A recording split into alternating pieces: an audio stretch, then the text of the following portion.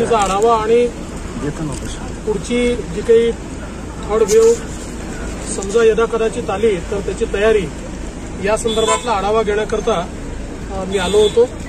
सगळी माहिती या ठिकाणी मेडिकल कॉलेजमध्ये घेतली। जिल्हाधिकारी देखील त्या ठिकाणी होते आणि सर्व अधिकारी होते आणि एकूणच या कोविडच्या काळामध्ये कशा प्रकारे संपूर्ण जिल्ह्यामध्ये कारवाई झाली या संदर्भातली सगळी माहिती मिळाली। विशेषतः इन्फेक्शन रेशिओ हा 46 पर्यंत पोहोचला होता, पण आता तो कंट्रोलमध्ये आलेला आहे आणि मला असं वाटतं की आता पूर्ण महाराष्ट्रातला हा ट्रेंड आहे की आता इन्फेक्शन रेशिओ कमी होतोय। मध्यंतरीच्या काळात जवळजवळ 3 महिने प्रचंड मोठं पीक होतं आणि त्या काळामध्ये मोठ्या प्रमाणात आपल्या सगळ्यांना माहिती आहे की संपूर्ण महाराष्ट्रामध्ये त्या ठिकाणी लोकांचे मृत्यू झाले। परंतु आता हे सगळं कंट्रोलमध्ये येत असताना थर्ड वेव्हची तयारी ही देखील महत्वाची आणि विशेषतः आपल्याकडे पेडियाट्रिक किंवा न्यूनेटल अशा प्रकारचे जे काही रुग्ण समजा आले तर त्यांच्याकरता विशेष व्यवस्था करणं आणि त्यांच्याकरता ट्रेन मॅनपॉवर असणं हे गरजेचं आहे।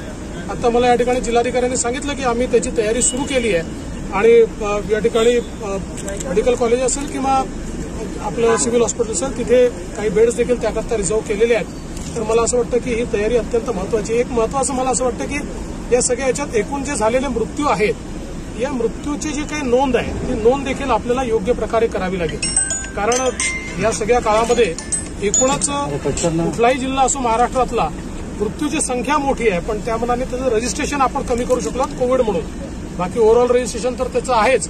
त्याही संदर्भात याचं कारण असं असतं की हे जर नीट केलं तर आपल्याला पुढच्या प्लॅनिंगमध्ये त्याचा उपयोग होत असतो, तर ते देखील करण्याची आवश्यकता। व्हॅक्सिनेशनच्या संदर्भात मला असं वाटतं की थोडं ट्रायबल एरियामध्ये अधिक प्रमाणात व्हॅक्सिनेशन जे आहे ते कसं करता येईल आणि लोकांच्या मनामध्ये जो संभ्रम आहे, मग किनवटचा एरिया असो किंवा इतर सगळं असो, आता आमचे आमदार साहेब आहेत तेही प्रयत्न करतायत, सगळे अधिकारी करतायत, पण त्या ठिकाणी लोकांच्या मनातली भीती दूर करून तिथलं व्हॅक्सिनेशन कसं वाढवता येईल हाही प्रयत्न आपल्याला करावा लागेल।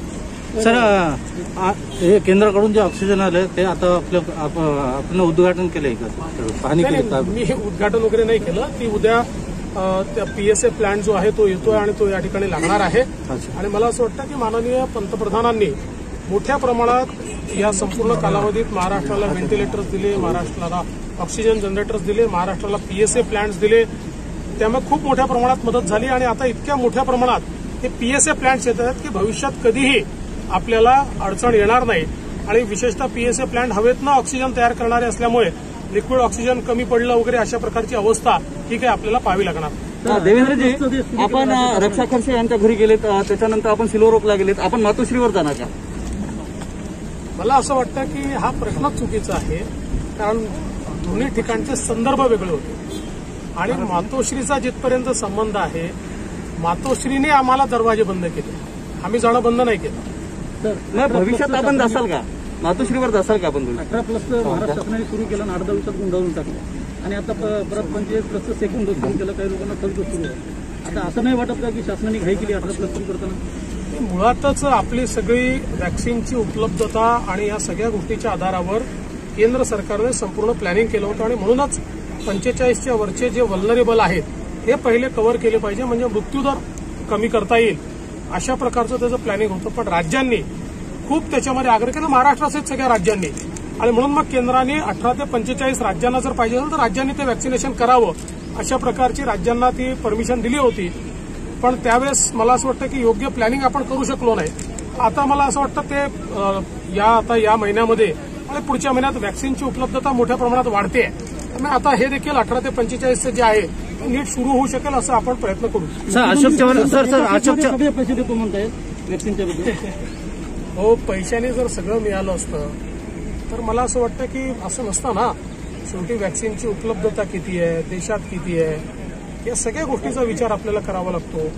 आज सगळ्याच राज्यांजवळ पैसे आहेत, पैसे व्हॅक्सिन करता कुठल्या राज्याकडे नाही आहे, म्हणजे भावना चांगली आहे, पण मला असं वाटतं की आता त्यांच्या हे लक्षात आलं असेल की व्हॅक्सिनच्या उपलब्धतेनुसारच त्याचं प्लॅनिंग करावं लागतं आणि म्हणूनच केंद्र सरकारने आधी 45च्या वरचे असं प्लॅनिंग केलं। सर, अशोक चव्हाणांनी गडकरीची स्तुती केली, सर काय? हे चांगलं आहे, आम्हाला आनंद आहे। आमच्या नेत्याचं काम हे सगळ्यांना आवडतं आहे, हे उत्तम आहे। त्यामुळे माझा अशोकरावांना हा सल्ला असेल की नुसती स्तुती करू नका, त्यांच्यासारखं कामही करून दाखवा, त्यांच्यासारखं त्या ठिकाणी तुम्ही देखील जर काम केलं तर तुमची स्तुती होईल. सर, मराठा आरक्षणाबाबतीत गायकवाड आयोग जो आहे त्या आयोगाने ज्या 5 इन्स्टिट्यूटनी त्यांचा अभ्यास केला त्याच्यापैकी 4 RSSचे आहेत असं काँग्रेसच्या प्रवक्त्याने सांगितले आणि एका संस्थेचे आपण अध्यक्ष आहात असं त्यांना म्हणणं आहे. म्हणून मराठा आरक्षण मिळण्यास विलंब होतो राजीनामा द्यावा असं म्हणलं आणि आपण त्या संस्थेचा राजीनामा द्यावा असं त्यांचं म्हणणं आलं. पहिल्यांदा हे कोण प्रवक्ते आहेत जे अकलेचे तारे तोडतात त्यांनी जरा थोडा अभ्यास केला पाहिजे. 5ही संस्थांनी केलेला अभ्यास गायकवाड कमिशनचा हा जो काही सर्वोच्च न्यायालयासमोर गेलाय एम्पिरिकल डाटाच्या स्वरूपात सर्वोच्च न्यायालयाने आपल्या निर्णयात हे सांगितलेलं आहे की आम्ही याला क्वेश्चन करत नाही.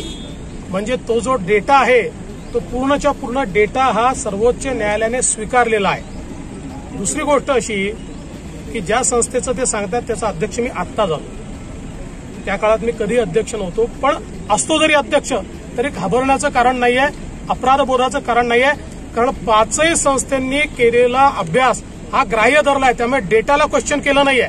त्या डेटावरनं काढलेले जे इन्फरन्सेस आहेत, निष्कर्ष आहेत, त्या निष्कर्षांना क्वेश्चन केलेलं आहे. त्यामुळे अकलेचे तारे तोडणारे ज्यांना मराठा आरक्षण टिकवता आलं नाही, ज्यांच्यामुळे मराठा आरक्षण गेलं, हे लोक आता अशा प्रकारचं बोलतात. आपण